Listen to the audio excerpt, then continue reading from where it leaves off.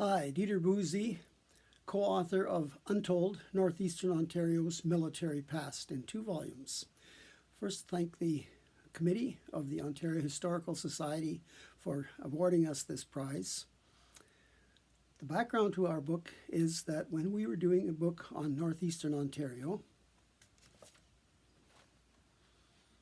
Come On Over, Northeastern Ontario, we covered all of the area between Wawa, Moose Factory, White River, down to Sault Ste. Marie and Manitoulin Island.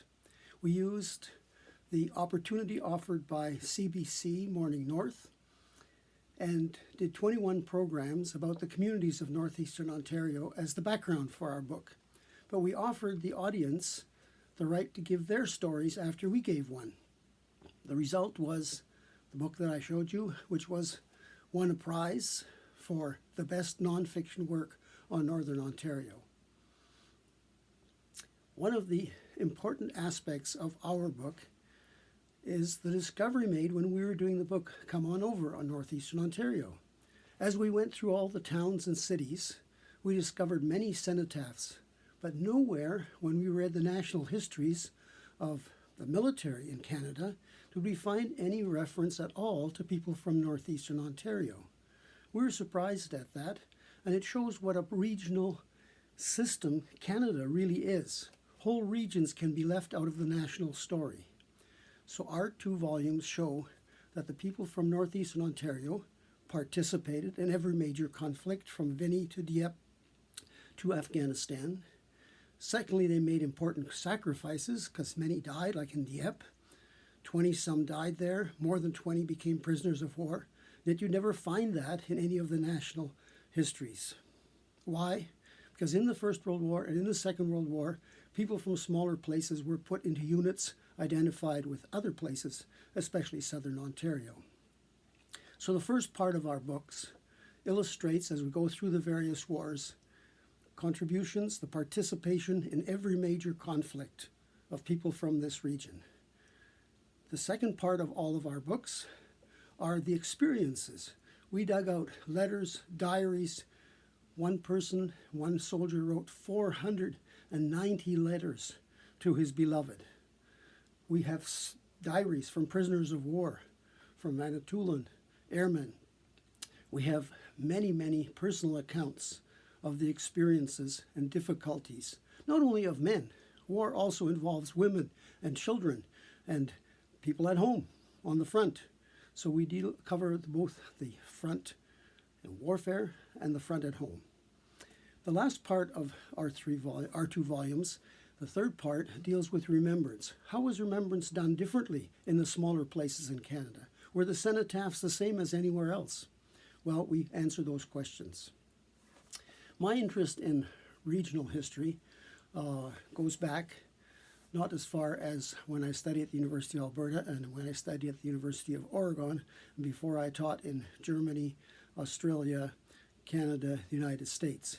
But it does go as far back as when I was researching the first president of the Weimar Republic, who was the representative of a Reichstag constituency in a little local area of Western Germany. No German historian had approached their own history from that perspective. So that became a book of documents.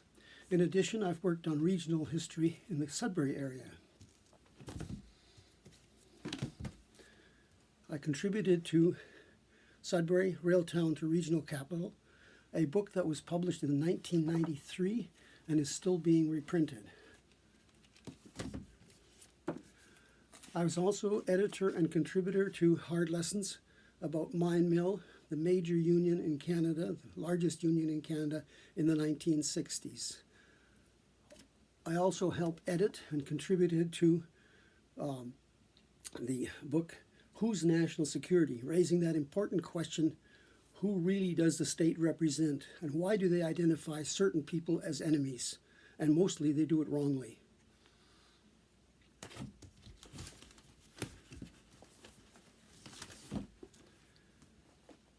Well, my great interest in regional history, of course, comes from my academic field that I studied for many years and worked in, modern Germany. So with a colleague, Jürgen Dürr, with whom I had studied at the University of Oregon. We remained lifelong friends. I created a book. Unfortunately, I had to create it because he died as we were in the project. The Regions of Germany. This is one had 12 positive reviews and has been reprinted a couple of times. With my friend Jürgen, I probably did my major work, for which I'm known, and books are both volumes are in the libraries in all of the world. Modern Germany, an encyclopedia of history, people, and culture. It covers from 1871 to 1990, and it won the Best Reference Work 1998. I want to thank the committee, but I also want to thank the people who helped edit our work. Graham and I had the aids of our wives, both helpful editors, my daughter, Lisa, our copy editor, Lisa Laframboise, and I think no thank you should omit a small publisher that took a risk of doing 2 volumes on a local history. Thank you very much.